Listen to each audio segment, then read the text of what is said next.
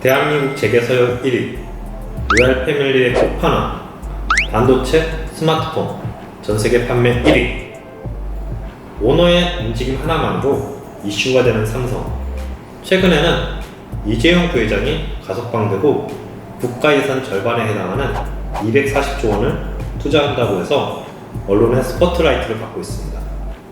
우리가 잘 알고 있는 삼성전자, 물산 등 삼성이라는 브랜드를 달고 있는 기업부터 CJ, 한솔, 그리고 중앙일보까지 정치, 경제, 사회, 문화 등 모든 영역에서 영향력을 행사하고 있습니다. 대한민국 경제를 이끌고 있다고 해도 과언이 아닌데요. 처음부터 지금과 같은 모습은 아니었습니다. 여러분이 아는 삼성은 어떤가요? 오늘은 삼성의 시작을 얘기해 볼까 합니다. 명실상부한 대한민국 1위 기업 삼성. 오늘의 이츠 스토리입니다.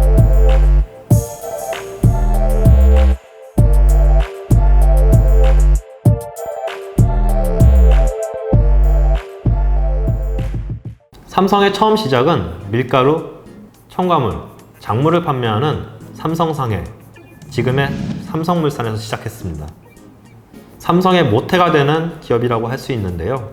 지금은 삼성전자, 생명, 화재, SDS, 물산 등 삼성 계열사는 총 58개로 알려져 있고 범삼성가로 분류되는 신세계, CJ, 한솔까지 모두 이병철 초대 회장에서 시작됩니다.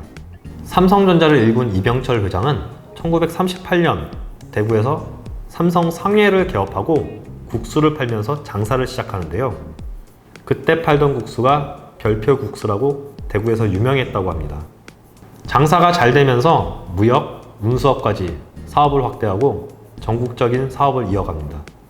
하지만 6.25가 터지면서 모든 사업이 수포로 돌아가는데요. 위기를 기회로 만들자를 성공의 제1원칙으로 삼고 전쟁으로 폐허가 된 대한민국에서 고철을 모아서 일본에 수출합니다.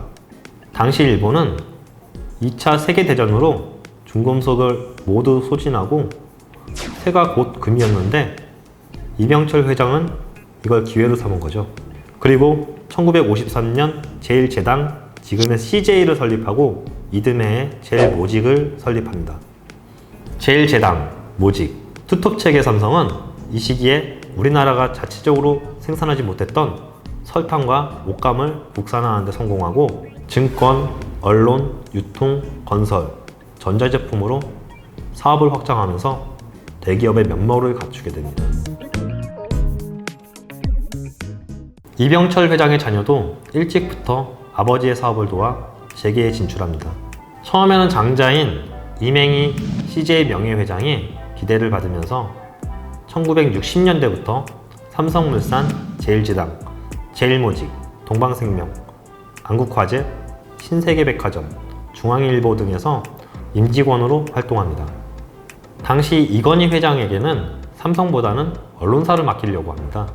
건희에게 중앙 매스컴을 맡아 인간의 보람을 찾는 것이 어떻냐고 물었을 만큼 기업을 맡길 생각이 없었습니다. 그런데 이건희 회장이 일을 너무 잘하면서 이병철 회장의 눈에 띄게 됩니다. 그때가 50 전두환 대통령 시절인데요.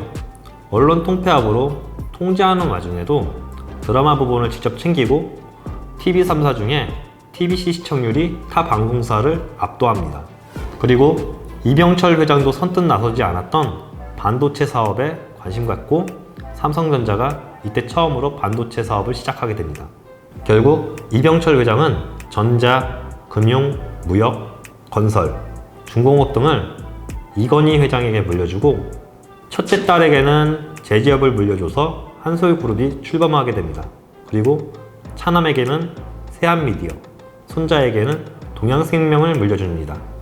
우여곡절 끝에 이건희 회장이 80년대부터 본격적으로 삼성의 후계자로 활동하다가 1987년 이병철 회장이 사망하자마자 삼성그룹을 이어받습니다.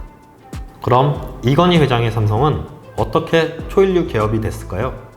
삼성의 제1원칙이 위기를 기회로라고 했듯이 이건희 회장은 끊임없이 위기를 되새깁니다.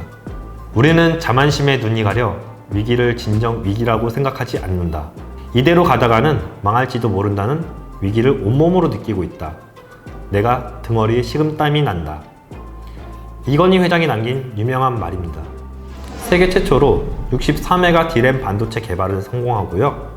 메모리 분야에서 세계 1위에 올랐지만 그 외 분야는 2, 3위에 지나지 않는다며 국내 1등에 자만하지 말라고 강조했습니다. 1990년대 초반 해외에서는 소니, 도시바, 필립스, 월플 등이 진열대 앞쪽에 진열되고 삼성은 진열대 끄트머리에 세일 상품으로 진열됐다고 하는데요. 이 모습을 본 이건희 회장이 임원들을 모아놓고 신경영을 선포하면서 했던 말이 지금도 회자되고 있습니다. 극단적으로 얘기해. 농담이 아니야. 마누라 자식 빼는 건 다 바꿔봐. 신경영 선포 후에 삼성은 모토로라, 노키아가 꽉 잡고 있던 휴대폰 시장에 진출합니다.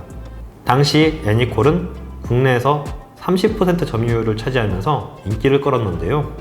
문제는 양보다 질로 승부하겠다던 이건희 회장의 신경영 선언이 무색할 만큼 높은 수준의 불량률이 나오는 겁니다. 이건희 회장이 여기서 특단의 조치를 내리는데요.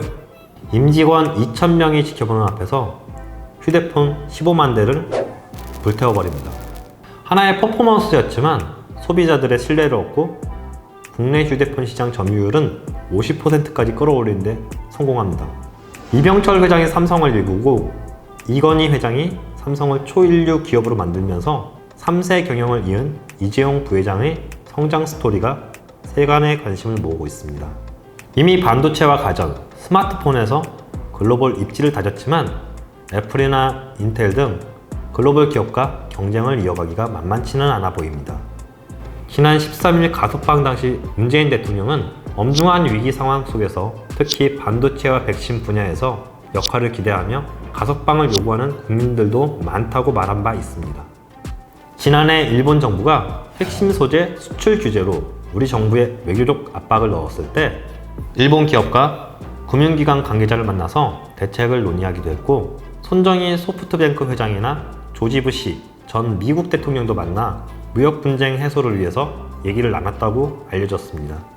사법 리스크가 아직은 해소되지 않았지만 코로나로 촉발된 경제 위기 상황에서 국민 여론도 지지를 보이고 있습니다. 어찌됐던 삼성 이재용 호는 본격적인 추락을 알렸습니다. 과감한 투자와 상생을 내세운 만큼 앞으로 어떤 모습을 보여줄지 기대가 되고 있습니다. 오늘의 이츠 스토리였습니다.